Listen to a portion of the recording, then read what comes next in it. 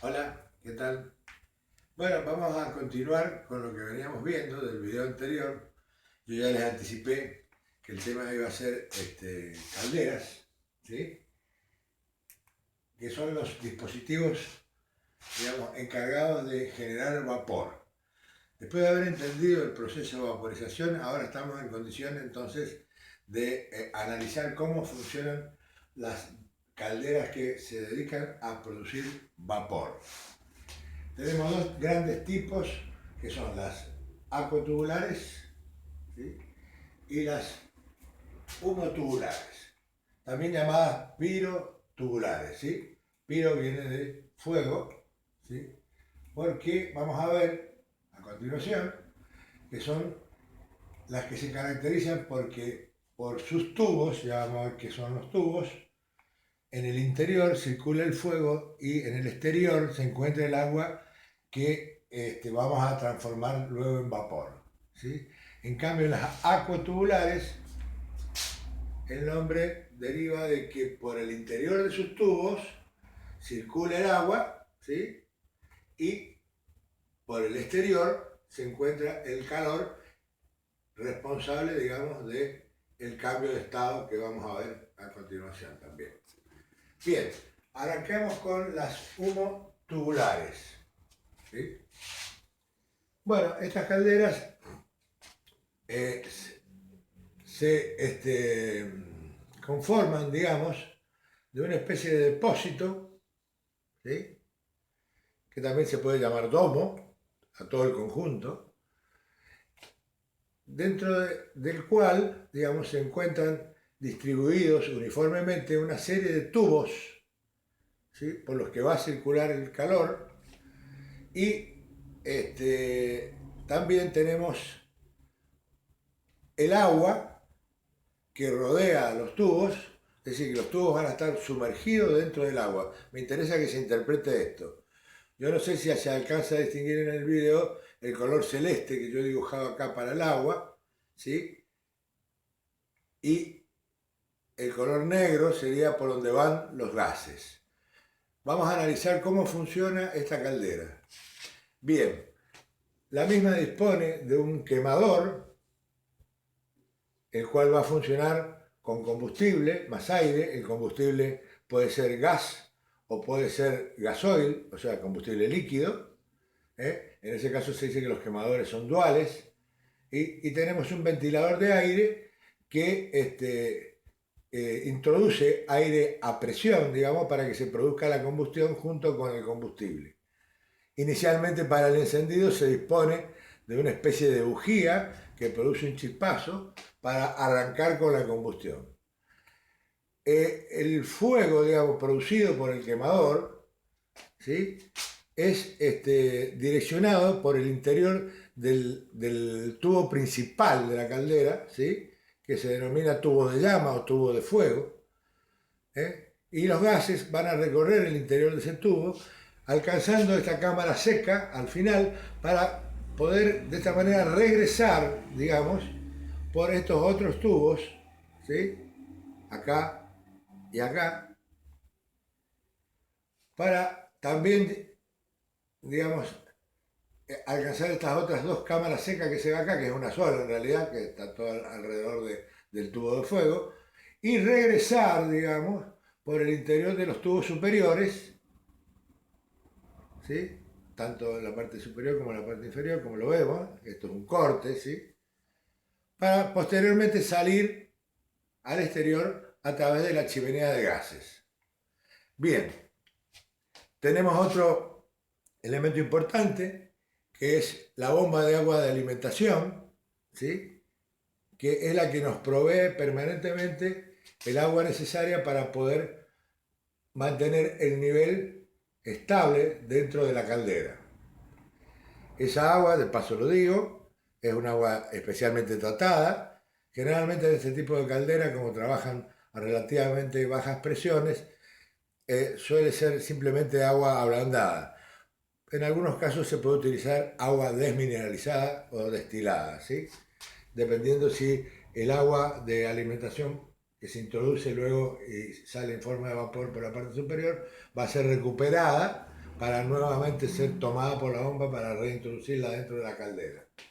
Bien, vemos que producto de esta gran fuente de calor que estamos teniendo a partir de la energía térmica que nos entrega el quemador, ¿no es cierto? Se va a producir, digamos, un intercambio de calor a través de las paredes de los tubos, ¿sí? Por conducción en este caso, hacia el agua.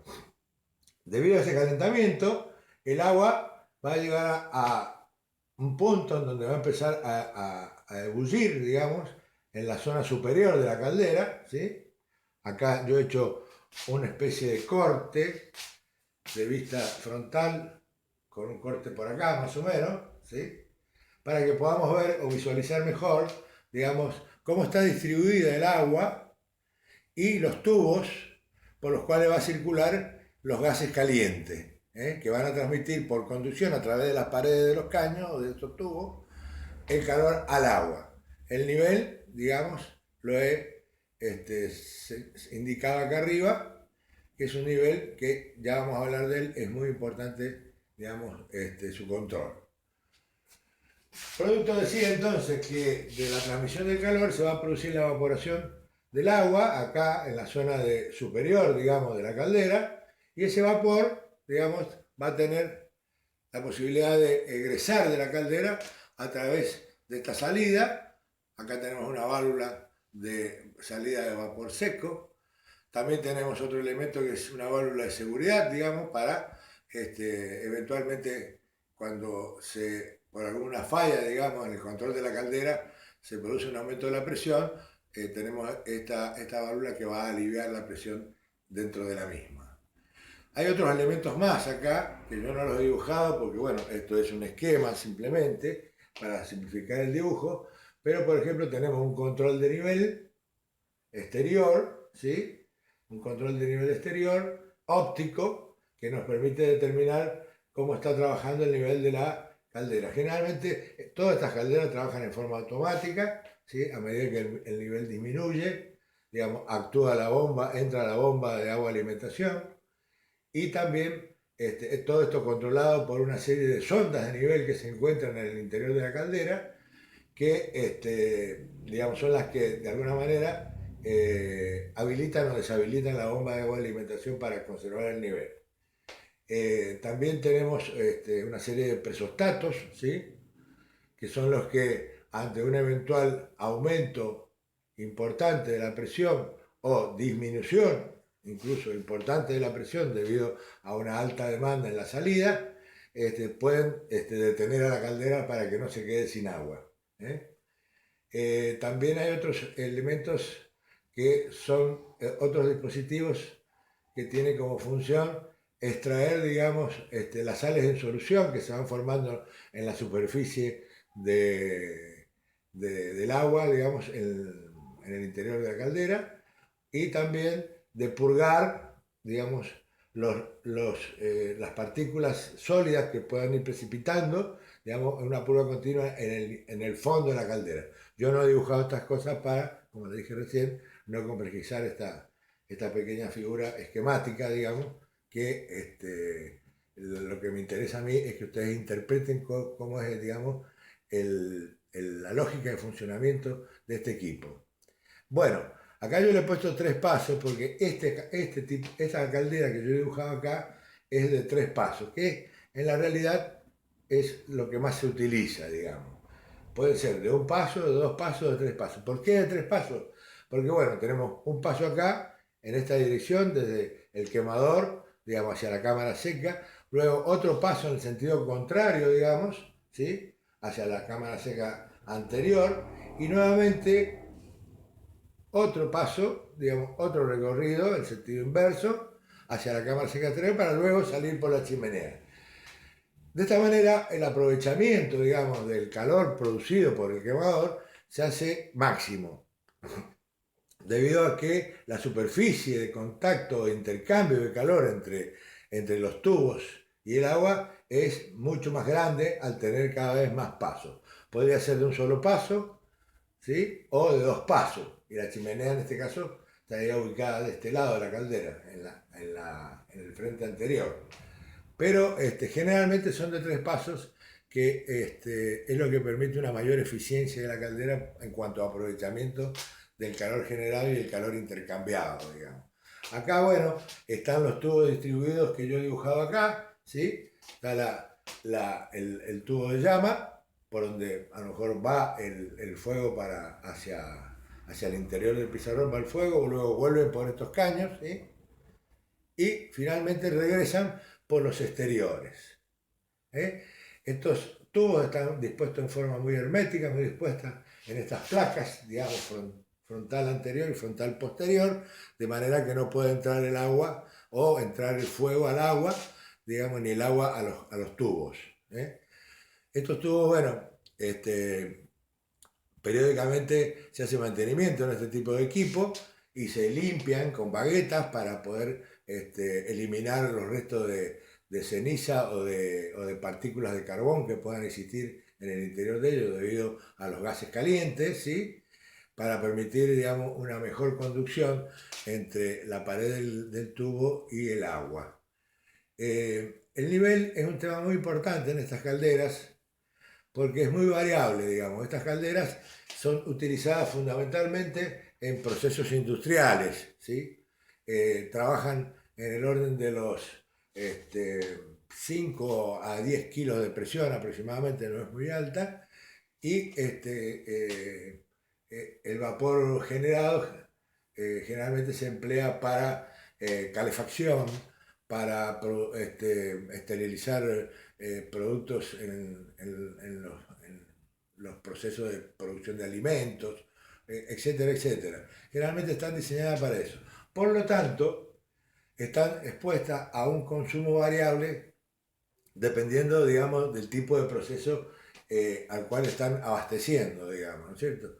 Es importante entonces tener claro que el manejo del control del nivel es fundamental, porque puede rápidamente, en función de un aumento importante de la demanda, bajar a niveles peligrosos. Ninguno de estos tubos, ¿sí?, se puede quedar sin agua, digamos, en su exterior, porque el agua es la encargada de refrigerar a los mismos para que, digamos, no se fundan.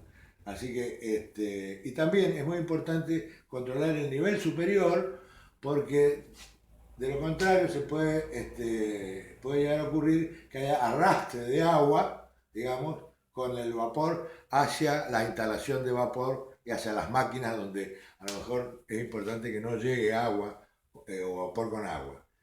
Estos controles de nivel, digamos, los fabricantes lo tienen muy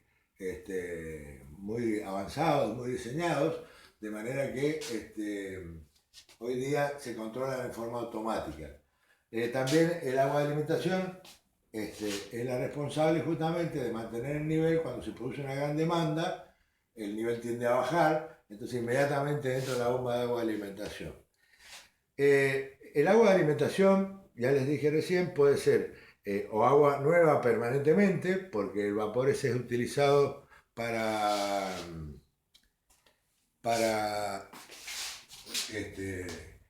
alguna instalación que no necesita, digamos, recuperar el agua, o puede ser agua recuperada. Actualmente la tendencia es a precalentar el agua para que esta inyección de agua nueva, digamos, no genere una caída, digamos, en el control del nivel, porque a veces cuando se inyecta agua nueva baja mucho el nivel debido a que se produce un efecto de saturación acá y no se enfría la parte superior de la superficie del agua y entonces a veces baja demasiado el nivel. Hay otras consideraciones, hay algunos videos interesantes en YouTube para analizar estos casos, estos fenómenos, y es uno de los aspectos más importantes a tener en cuenta en estas calderas, ¿sí?, el control del nivel.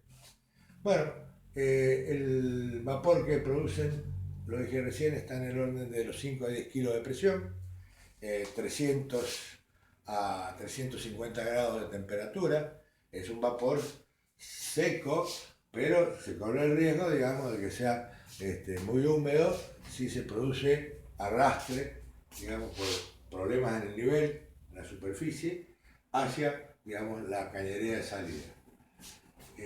No hay mucho más para decir sobre estas calderas, simplemente que están diseñadas para ese tipo de uso. Hay distintas variantes y se encuentra mucha información en internet, digamos, sobre las mismas, así que les recomiendo para que las vean. No obstante, nosotros le vamos a subir, digamos, un par de videitos más bien esquemáticos, ¿sí? Para que ustedes puedan analizar bien el funcionamiento de estas calderas a partir de lo que yo les acabo de comentar. No quiero extenderme más, así que vamos a pasar a analizar el otro tipo de caldera que se denomina apotubulares, ¿sí? Bueno, estas calderas ya son para gran producción de vapor, grandes cantidades, ¿sí? Altas presiones y altas temperaturas, porque en realidad lo que interesa como producto final de lo que sale de la caldera es el vapor sobrecalentado, ¿sí? Yo voy a explicarles ahora, digamos que en este tipo de caldera tenemos por lo general dos recipientes, digamos, uno superior y otro inferior, ¿sí? A veces hay calderas que tienen más de un recipiente superior, que se llama domo superior, y también más de un recipiente inferior, que se llama domo inferior, que hace las veces de colector. Fíjense, esto es absolutamente esquemático, ¿sí? Que entre el recipiente superior y el recipiente inferior, ambos están vinculados, digamos, por estos tubos, ¿sí? Tubos de agua. Por el interior de los mismos circula el agua, es muy importante esto, y en el exterior, ¿sí? Existe el calor, por lo tanto el calor se va a transmitir a través de la pared del tubo desde afuera hacia adentro, ¿sí? Acá permanentemente el agua se está calentando y por convección está subiendo y bajando. El agua fría baja y el agua caliente sube, ¿sí? Sube agua caliente con ya algunas burbujas de vapor, y acá en la superficie, digamos, del agua, en el domo superior, se va a producir, digamos, el cambio de estado y vamos a tener acá el egreso de vapor saturado seco. Estas calderas generalmente trabajan con temperaturas alrededor de los 500 grados, presiones elevadas de 90 a 100 grados, ¿sí? Y como dije recién, con grandes caudales de vapor, porque este vapor saturado seco, ya vamos a ver que vamos digamos, introducirlo nuevamente a la caldera para que logremos el objetivo final, que es obtener vapor sobrecalentado. Bueno, hay una línea de agua de alimentación permanente en el domo superior, digamos que es de reposición, porque estas calderas sí que trabajan bajo un ciclo, que es el ciclo Rankine, por lo tanto todo el vapor producido luego es condensado y recuperado para ser introducido nuevamente a la caldera a través de esta línea de suministro de agua de alimentación.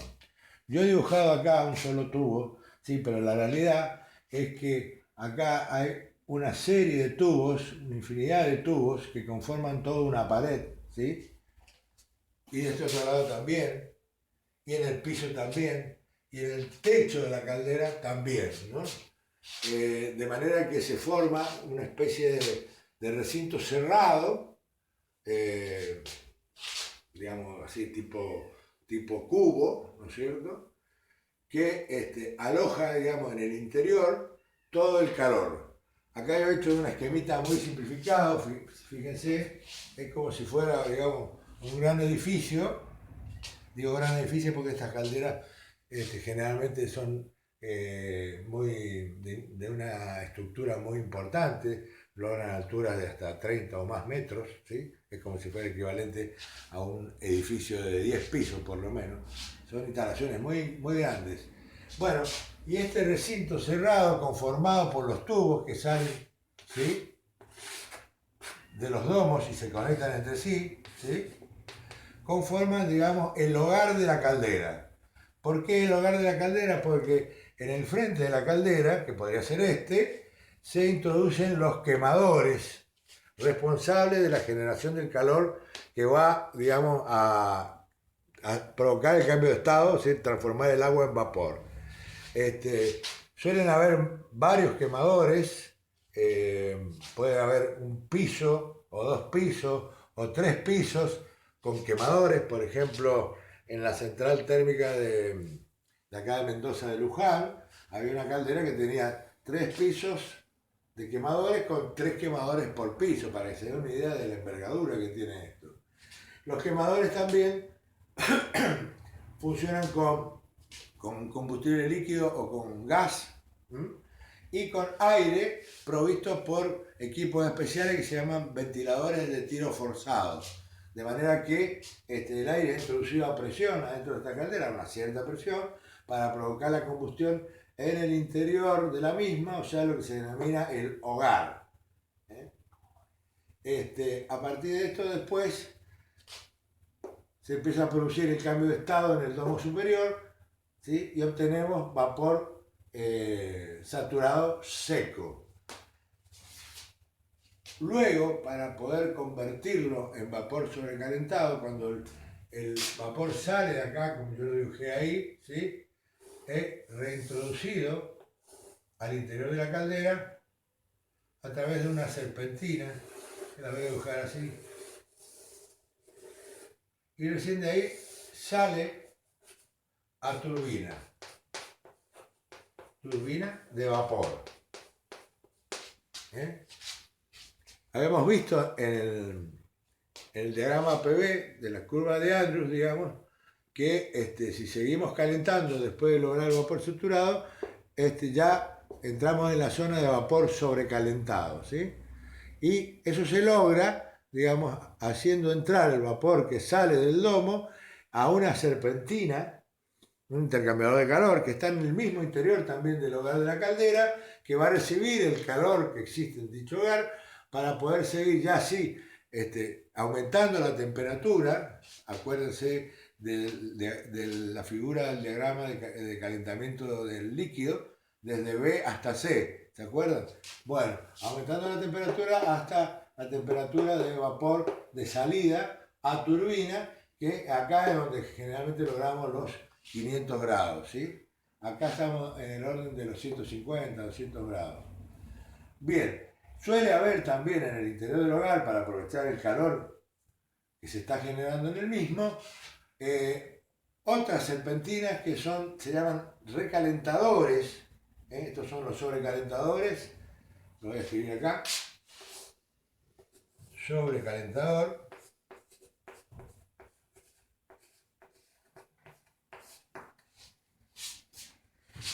Que se llaman recalentadores, que es cuando el vapor es destinado a turbinas de vapor que trabajan con varias etapas, ¿sí? Hay turbinas que trabajan con etapas de alta presión, de media presión y de baja presión. Cuando este vapor pasó por la etapa de alta presión, ¿sí? Regresa a la caldera para ser calentado nuevamente. Es lo que se denomina una extracción que se hace de la turbina para recalentar nuevamente el calor el vapor, perdón, que se ha enfriado después de haber pasado por la etapa de alta presión, y devolverlo, ¿sí? No lo voy a dibujar acá para no complejizar, pero es otra serpentina más, y devolverla nuevamente a la etapa de media presión, con la temperatura recuperada. La presión ya no se recupera, es la misma que salió de la etapa de alta presión, pero la presión no se recupera, pero la temperatura sí. Y luego sí, el vapor va a pasar a la etapa de baja presión para luego terminar condensándose, y de vuelta a la caldera. Hay en estos equipos, además del sobrecalentamiento del vapor y el recalentamiento del vapor, otro intercambiador de calor, digamos, que es encargado de aportarle calor al agua de alimentación, digamos, que va a entrar al domo superior, pero ahora sí, ya no dentro del hogar, sino aprovechando los gases calientes a la salida que van hacia la chimenea, digamos, antes de que salgan para la chimenea, se intercambia calor, digamos, con el agua de alimentación, el calor que van portando esos gases, para aumentar la temperatura de entrada del agua de alimentación. A ese intercambiador de calor se le denomina economizador, ¿sí? También se aprovechan esos gases residuales, o el calor de esos gases residuales, para calentar el aire necesario para la combustión, ¿sí? En unos intercambiadores de calor especiales que se llaman intercambiadores regenerativos de calor, para calentar el aire que va a entrar al hogar a través de los quemadores para aumentar la eficiencia de todo el conjunto. Bueno, estas son las características más importantes que tienen estos equipos. Fundamentalmente están pensados para producir vapor sobrecalentado, para mover turbinas de vapor, que a su vez van a accionar a generadores de energía eléctrica. De esta manera estamos transformando la energía térmica, digamos, que se produce en el interior, digamos, del hogar de la caldera, transmitiéndosela a un fluido intermediario, que es el que la va a llevar hasta la turbina, que es el vapor sobrecalentado, y luego esa turbina va a transformar esa energía del vapor en energía mecánica para posteriormente ser transformada esta en energía eléctrica en un generador. Bien.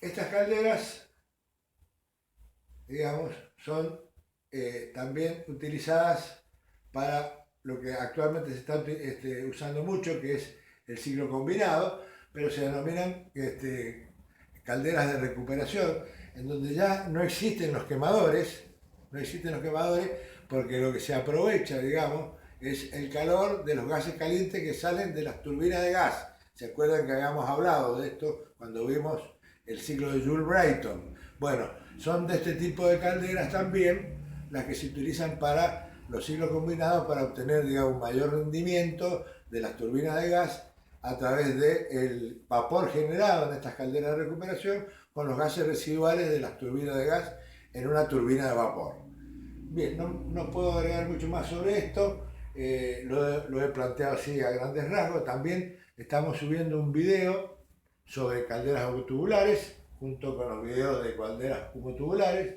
Hay un código que es el código 1474, ¿sí? Que son unos apuntes así con generalidades sobre calderas. No son muy extensos, pero bueno, algo ayudan, son un poco antiguos. Pero les recomiendo que lo lean también.